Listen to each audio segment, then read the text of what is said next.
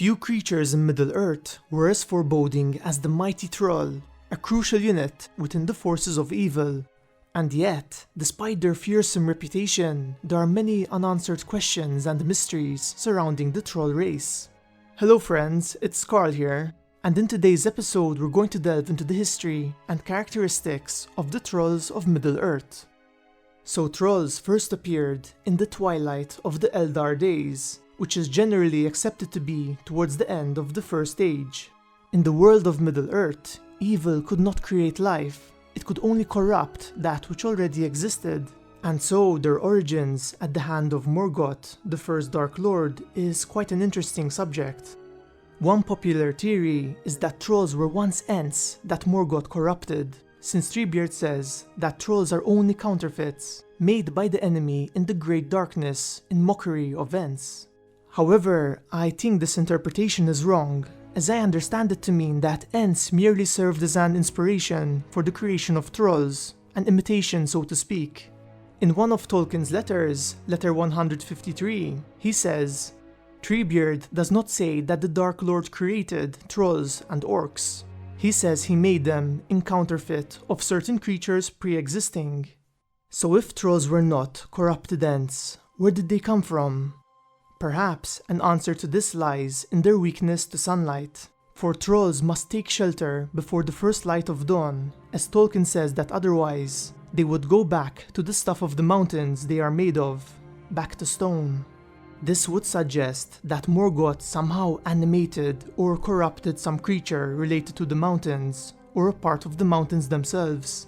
And since they were transformed in great darkness, perhaps light would revert the spell. And yet, it seems that not all trolls originated this way, for once again, in letter 153, Tolkien says, but there are other sorts of trolls, besides these rather ridiculous, if brutal stone trolls, for which other origins are suggested. In the book Morgoth's Ring, we're told, it seems clearly implied in The Lord of the Rings that trolls existed in their own right, but were tinkered with by Melkor. And this fits in with a quote from Tolkien. When you make trolls speak, you are giving a power, which in our world probably connotes the possession of a soul. All of this seems to suggest that trolls were originally normal creatures with a soul, and they were corrupted and twisted to serve Morgoth's will. And there's a darker layer to all of this, that perhaps they were related to humans. Evidence for this can be seen in Morgoth's Ring, where we're told that the elves would have classed the creatures called trolls as orcs, in character and origin, but they were larger and slower. It would seem evident that they were corruptions of primitive human types. These various origins seem very hard to piece and coexist together. However, I've come up with a theory that I'd like to share with you, though as always, just to be clear, this is simply my own speculation. So my theory was that perhaps there were two types of trolls. The pre-existing creatures that Morgoth corrupted, and the stone trolls that were magically animated from the mountains. This would fit with the quote, but there are other sorts of trolls besides these rather ridiculous, if brutal stone trolls, for which other origins are suggested. Regarding the stone trolls, I find it hard to imagine how Morgoth animated the mountains, though since Tolkien describes them as stuff of the mountain, I wonder if perhaps they could have been some sort of stone golem related to the mountains that could not survive in sunlight, and Morgoth found them and corrupted them, turning them into trolls. This would allow them to be living creatures and stay true to the concept of evil being unable to create life. Once again, I really want to emphasize that these are just some thoughts I had, and purely speculation, as it's likely that the different origins for trolls were simply due to Tolkien changing his mind as the years passed. And so, we can never be certain how they came to be, and the best we can do is try to fit them into the world of Middle-earth. However, I'd like to hear your own thoughts and theories in the comments below. So now, we'll discuss their history. So our first encounter with trolls takes place in the Battle of Unnumbered Tears in the year 472 of the First Age. This battle was one of the most brutal in Middle-earth's history, resulting in a devastating loss for the forces of the West. Morgoth's host included trolls, and some even served as bodyguards to Gottmog, the Lord of the Balrogs. Though they're not mentioned again in the Silmarillion, it's logical to assume that trolls were present in the wars and skirmishes that took place after this battle. They were also present in the War of Wrath, the final battle of the First Age, which ended with Morgoth's defeat, and many trolls were slain, though some survived and fled eastward. And yet, these survivors would soon find a new master to follow, for Sauron summoned them to his service, and he made use of them, teaching them what little they could learn. These trolls had no language of their own, and from the orcs they learnt a simple form of common speech, as much as their dull wits would permit. Since they were part of Sauron's forces, they most likely fought in the wars of the Second Age between the forces of the West and Sauron, including the Battle of the Last Alliance. However, it seems that history was destined to repeat itself, for their new master was defeated, and they had no choice but to flee once again, awaiting his return. 1,000 years later, Sauron reappeared in Middle-earth and started to gather his forces in Dol Guldur, and in the year 1300 of the Third Age, the Witch King established the realm of Angmar. He summoned men, orcs, and other evil creatures, which most likely included trolls, to his service, and for the next 700 years he would wage war on the northern kingdom of Arnor until it eventually fell to his might. In the year 2480, Sauron sent out some of his forces, such as orcs and trolls, to inhabit the empty halls of Moria, which had been abandoned following the awakening of the Balrog. This would allow him to extend his influence and simultaneously hinder the dwarves from recovering their lost halls. Trolls were also responsible for the death of Aragorn's grandfather, Arador, for in the year 2930, Arador was captured and slain by a group of hill trolls while he was traveling through the Coldfells, a region north of Rivendell. After Thorin and company set off on their quest to reclaim Erebor, they traveled through the Trollshaws, a region that had once belonged to the fallen kingdom of Arnor, but now had a reputation of being infested with trolls. Here, they were captured by 3 trolls who had come down from the mountains and settled in the wood nearby, and were now discussing how best to eat the dwarfs. However, the dwarfs were saved thanks to Gandalf's quick thinking, who distracted the trolls by imitating their voices. Thus, they failed to notice the approach of dawn, and so, the moment light came over the hill, the trolls fell silent, for they had been turned into stone. These trolls had a cave nearby, which they would use for shelter when dawn approached, and it was filled with loot that had once belonged to their victims. It was in this cave that Thorin and company found the elven blades, Glamdring, Orcrist, and Sting. How they came to be in the trolls' possession is a mystery, for these swords had been made in Gondolin and were lost after the city fell, though Elrond suggests that perhaps the trolls had plundered other plunderers, or came across some forgotten stolen cache in some hole in the mountains. Towards the end of the Third Age, a new race of troll appeared. They were known as the Olokai, and Sauron bred them to be superior to other trolls. They were smarter, more cunning, and were able to wield dreadful weapons. They also became more active, being filled with the evil will of their master, and they were even capable of enduring the sun, as long as the will of Sauron empowered them. However, unlike their stone troll brethren, they did not speak the common speech, for the only language they knew was the black speech of Mordor. The Olokai first appeared in southern Mirkwood, most likely having been unleashed from Sauron's fortress of Dol Guldur, and in the mountains of Mordor. When Aragorn was escorting the hobbits to Rivendell, they journeyed through the Trollshaws, and they came across the 3 trolls from Bilbo's adventure, still stuck in their stony prison. Unfortunately, soon after this experience, the hobbits would face live trolls, for during their expedition in Moria, the Fellowship were assailed after reaching Balin's tomb. As they shut the doors and prepared to make a stand, they spotted several cave trolls among the enemy forces. Later on, when the Fellowship reached the Bridge of Khazad-dûm, they were thrilled to see that a great fiery chasm separated them from the orcs of Moria, cutting them off from their pursuers.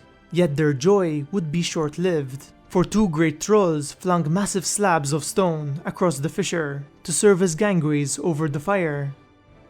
During the siege of Minas Tirith, trolls would play a vital role in Sauron's forces, and some trolls were responsible to man and wield Grond, the battering ram that would break through the Great Gate of Gondor. This was a true testament to their strength, for Grond was 100 feet in length and forged of black steel. When the Haradrim arrived to the Pelennor fields, some of their men were said to look like half-trolls. However, I don't think that this should be taken in a literal sense, especially since they were said to be like half-trolls rather than called half-trolls directly. After all, they were described from the perspective of the Rohirrim, and so they must have looked extremely foreign, and perhaps their large stature made them seem trollish. Many trolls were also present during the Battle of the Black Gate, and some were even equipped with round shields and heavy hammers. One of these trolls, a great troll chieftain, struck down Beregond, a tower guard of Gondor, and it then bent over him and reached out towards him to bite his throat. However, Pippin saved him in time by stabbing upwards at the troll, and his blade pierced deep into its hide and slew it. A cloud of despair would soon pass over these trolls, for after the ring's destruction and the fall of Barad-dûr, madness and confusion fell upon Sauron's forces, and his creatures ran away mindlessly. Some even slew themselves, others cast themselves in pits, and what was left fled, hiding in dark holes and lightless places far from hope. Now that we've covered their various appearances throughout the books, I'd like to discuss their characteristics and other points of interest. So the first thing I ought to mention is that there are many different subtypes of trolls, and their names seem to be linked to the environment that they lived in. We know of mountain trolls, such as the ones that wielded Grond, cave trolls like those found in Moria, and hill trolls, whose kind were responsible for slaying Aragorn's grandfather, and who were present at the Battle of the Black Gate. We also hear about snow trolls, as Helm Hammerhand was compared to one, when during the long winter he would sneak out of the Hornburg and stalk his enemies like a snow troll, before slaying them with his bare hands. I get the impression that snow trolls perhaps lived in the colder climates of Middle-earth, such as Forokel, and I imagine them to be white in color, providing camouflage, since we're told that they would stalk their prey. I believe that these subtypes of trolls could both be the primitive stone trolls and the Olog-hai, for they merely describe the environment in which the troll lived in. For example, some of the trolls during the Battle of the Black Gate were hill trolls, though they would also fall under the classification of Olog-hai. Now trolls had stony scales as skin, and the cave trolls of Moria were greenish in color. These scales provided an exceptional source of armor, for when Boromir tried to slice off the arm of a cave troll, his sword bounced off and fell from his hands, and the blade was notched. Despite this, Frodo manages to stab through them with Sting, and I'm not certain whether this was successful because of the blade's heritage, or if perhaps the trolls' scales were resistant to slash attacks, but weak to stabs. It's also interesting to note that their blood was black in color and extremely corrosive, for after Frodo stabbed one, its blood dripped from the blade and smoked on the floor. Similarly, when Húrin slew the troll bodyguards of Gottmog, we're told that his axe smoked in their black blood until it corroded away. Though trolls were undeniably large, we're never told how tall they were, though in the books, tree Ents are described as being as tall as trolls and 12 feet or more in height. Considering this, I think we can safely say that they were at least 12 feet tall, making them around twice the size of a human being, if not taller. Despite their infamous reputation, trolls weren't as strong as Ents, and their anatomy differed from other humanoids, for we know that the cave troll in Moria had a toeless foot, and the hill trolls at the Battle of the Black Gate had claws for hands. We also know that trolls did not build their own structures, though whether it's because they chose not to, or if they lacked the capacity to do so is uncertain. Instead, they chose to seek out natural shelter, such as caves and mountains. Despite their primitive existence, it seems some of them had some rudimentary form of clothing, for the trolls in The Hobbit wore trousers with pockets and stone boots. They also seem to have some degree of magical ability, for when Bilbo tries to pickpocket one of the trolls, its purse cries out, exclaiming, "Who are you?" And Tolkien says that trolls' purses are the mischief, and this was no exception. However, one must keep in mind that this could very well be an idea that Tolkien abandoned after The Hobbit, since in The Lord of the Rings, his portrayal of trolls became more serious. There are two more points that I'd like to discuss. Firstly, that in The Hobbit, we get the impression that trolls are not altogether evil, for one of the trolls named William wants to let Bilbo go rather than eat him, and calls him a poor little blighter. However, Tolkien states that the trolls did not show pity, comparing it to a beast lazily patting a creature it could eat but does not want to, since it is not hungry, and so not a moral choice. My last point is that it's interesting how trolls still managed to participate during the battles of the First Age, when they were still weak to sunlight. I wonder whether they would find shelter during the day, or if Morgoth summoned some artificial darkness to aid his forces and prevent them from turning to stone. Anyway friends, I hope you enjoyed this video. If you'd like to contact or follow me for more updates concerning this channel, check out my Facebook and Twitter page in the video description. If you can, leave a like, cause it helps this channel immensely, and subscribe to join our fellowship today. I hope to see you all in my next video, where together we will once again explore the magical world and lore of Middle-earth.